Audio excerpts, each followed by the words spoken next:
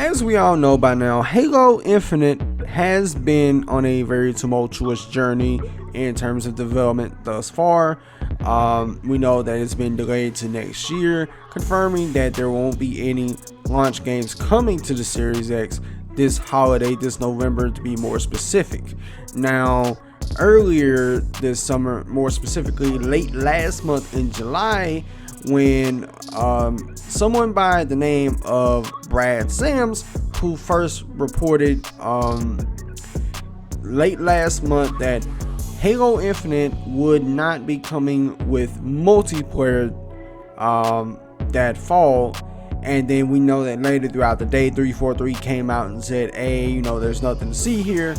But according to this new article that he did, which is titled A Closer Look at Halo Infinite's Turbulent Journey, which I stress you to read this full article. Don't just read a headline and continue throughout the day.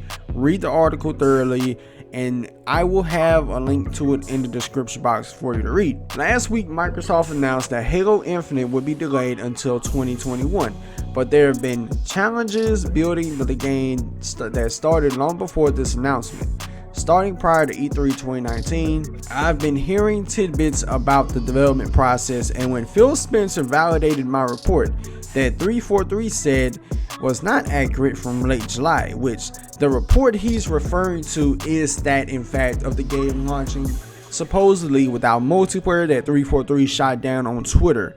According to this, it was actually true. And it was time to put together the story of everything that I had heard leading up to that reveal. Jumping into a time machine to 2015, 343 embarked on building the successor to Halo 5. Referred to initially as Halo 6, the company was going for a rebuild of nearly everything Halo. They were building a new game engine called Slipspace, and the team was laying out the foundation to build a launch title of the next generation Xbox, the Series X. Building a new game for a console that has not been announced is quite the challenge, and is often why launch titles are sometimes lacking in the graphics department, because they aren't quite sure where this final specs will land. Sure, they have a rough idea, but it's typically easier to scale up the graphics than to cut down on quality if the new console doesn't live up to the paper promise. Meaning, would you rather have reduced graphical fidelity at 90 frames or better quality graphics but at 25 frames? On top of that, 343 was building a new game engine for an unannounced console for a game that would ship at the same time as a new Xbox. If you are trying to make a path of the most resistance to launch a new game, this is the perfect route to take. And then you toss COVID-19 for the cherry on top. But the story difficulties start long before July 2020, and as far as I'm aware, the difficulties started to surface before E3 2019. One of the challenges of building Halo Infinite is that a significant portion of the game is being outsourced to third-party contractors. This is not all that unusual, but the coordination between the many different companies contributing to Infinite has been rough at best. One person familiar with the company's plans indicated that they believed the outsourcing for Infinite was at a ratio higher than a typical studio undertakes during development, which has caused significant headaches for cross-development collaboration. Now, typically, this wouldn't necessarily be an issue, having like third-party contractors helping on game development. It typically wouldn't be an issue if they wasn't being outsourced. That's the biggest issue. They're outsourcing this game to have third-party contractors work on it when they have at least 500 people staffed at 343. It would be different if they were like there in the studio. Like usually third-party contractors would be in the studio helping them. Instead of the game being outsourced to third parties, they would be in the studio helping with them. Whatever they can't do, the third-party contractors pick up. If you go back and watch the E3 trailer of Halo Infinite in 2019, that game looks remarkably better than what was shown in July of 2020. How can a game decline significantly in quality with an additional year of development time? It doesn't make sense if you go back to the 2018 announcement of the title and the demo of what the Slipspace engine is capable of creating. the July event looks even worse. It's my understanding that the 2019 trailer was again outsourced, and at the time the game was not in a state that was playable at that level of fidelity. Even though the trailer says game engine footage, this is a nebulous term, as we don't know if this is an attempt to show what gameplay would look like. Not plausible at this time based on what we've seen, or what cutscenes would look like, which is the more plausible explanation, but this vastly oversold expectation for Infinite's later demos. Which not only the game is being outsourced, that trailer that we seen last year, which did look good, was also outsourced as well. Multiple people familiar with the development efforts behind 343 have described the collaborative effort behind the development as challenging, and significant disagreements internally have become public, with Tim Longo, creative director for Halo Infinite, leaving the company in August 2019. Appointed to Tim's role after he left was Mary Olsen, who also left the company in October of that same year. At the same time, 343 said there's no creative dilemma inside the studio, but clearly there was turmoil inside the walls about the development progress of the game, which is basically them doing the same thing with them saying, oh, there's nothing to see here, there's going to be multiplayer at launch with Halo Infinite. It's the same. Like, there's no dilemma inside the studio, but it turns out that it was. One of the big questions that started to manifest in late 2019 was, how could 343 change the path forward for Halo Infinite so that they could actually meet the holiday 2020 deadline? Phil Spencer has confirmed that splitting up the campaign and multiplayer was a serious consideration, but was not a recent discussion as many had assumed, as this option started being considered in early 2020 or possibly late 2019, which this was a real thing at some point. But by the time that the news broke of it rumored not having multiplayer, by that time they probably came to the terms, you know what, we want to ship the full game. Because if they had to split the two at launch, like I reported on in a video about this, they would have got roasted, they would have got flambasted, they would have probably gotten rotten eggs thrown at them for that. Because having a multiplayer cut from Halo is sacrilegious in the eyes of a lot of the Halo fan base. The final decision to ship the game as either a complete title or separate parts may have been more recent, but the idea of shipping two separate pieces has persisted for about a year or so. One insider states that the production of the Halo TV series for Showtime has been a significant distraction for 343 management, oftentimes taking their priority instead of focusing on making sure development progress is on the right path to reaching its targeted deadline. Now, this is another thing. Why in God's name are you working on a TV series for Halo for Showtime when you should be developing a game? One thing at a time. Do one thing at a time, Jesus Christ.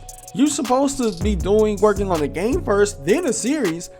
Typically, if there's going to be a series made of a game, the game comes first, then the series. Look at Last of Us. They didn't start working on the Last of Us series at the same time as Last of Us 2.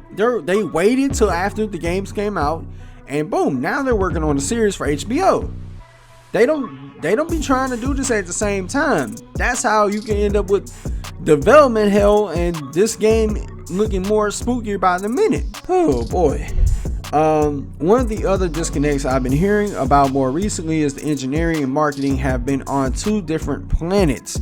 Engineering has been asking for delays to hold material back, but marketing has been plowing forward. Basically, the marketing is like, no, we need to push this out. Kind of like, okay, we need to try to sell people on this, because a lot of people didn't like Halo 5, mainly because of the shit story. And the engineering team is like, listen, this needs more time in the oven. Listen to us, you know what I'm saying? And that's another issue. You kind of developers going at odds with one another, primarily different teams being at odds with one another. An example of this happened a couple weeks ago with the Halo team announcing that multiplayer would be free and run at 120 frames. Why would the marketing team push this out and generate another wave of pre-release excitement for the game if management knew that the game was likely to be delayed. Marketing won the argument, and those on the engineering side sat on the sidelines as marketing kept pushing more Halo news out the door, with the reality being that the game was unlikely to ship anytime soon. When you look at all the issues facing 343, including a new engine, significant outsourced development, turnover in key positions, trailers that regressed in quality, then sprinkle COVID-19 on top, it's not all that surprising that things have not been going as smooth as many has hoped. The question is, how is 343 going to correct the course so they can actually ship a game that lives up to the promises that have been made? But the biggest challenge of all may be internal. Microsoft has invested hundreds of millions of dollars into Halo Infinite, with the end goal being a title that would elevate Xbox Series X at launch. But we all know that's no longer going to happen, which that last bit right there pretty much confirms, if all but confirms, the rumored $500 million budget for this game. $500 million. And this game is supposedly going to be launching on Game Pass day one. It's supposed to be launching on Game Pass day one with a $500 million budget. And again, I'm not saying that Game Pass won't make him more money. I hope that Game Pass makes him all the more money in the world. Like if it makes Infinite more money by having the game on Game Pass day one, fine, that's great. But this is $500 million. So this game would have to at least exceed a $500 million return in profit. Because if you have a $500 million budget, let's say it's not 500, let's just say it's 200-300 mil, you would still have to expect a net profit of at least exceeding the investment. Because if you make less on the investment, right? If you end up making less on the investment that you put in, then it's not going to look good for that particular studio. And I did some crunching of the numbers on my phone here, and if Halo Infinite, even if Halo Infinite was to be launched at, let's say, $60, and let's say it sells 5 million copies, that's a net profit of $300 million, excuse me. Now, if for this game, and this is assuming because he did specifically say hundreds of millions invested in this game. He didn't necessarily give an exact number, so that's a big net to cast out on. Like if it's a $200 million budget and the game sells about like 5 million and ends up making them 300 million. I don't know why I'm almost saying 300,000. Fuck me. 300 million back, then okay, that's a return on your investment. And this is like all together sales. I'm just doing this sales from like physical, digital. I don't even think I'm adding Game Pass to it. But if it is indeed a $500 million budget, the game would at least have to sell 10 million copies for it to make a return of $650 million in profit to exceed the $500 million investment in Halo Infinite. And this isn't just with Halo, this is with any game. You need to, when you have a publisher that invests in your game, if they invest a large portion of money, they expect that game to sell enough copies to make them enough money back to where it exceeds the investment. Now, I'm not gonna act like I know business, but I think the only business related courses I ever took was economics in high school, but I digress. It's something you can easily put two and two together. But if it is indeed 500 million, they need to at least hit a 10 million. They need to at least sell 10 million copies, physical and digital, of course. Now, all in all, this just makes this whole situation with Halo Infinite more spooky as a game. The game was already spooky before I read this article. This makes the game even more spooky, and this may just turn people away from this game, hearing all this bad things going on within the studio. Now, granted, I understand COVID's been going on, but you could at a time use that argument saying, oh, you can use COVID as an excuse.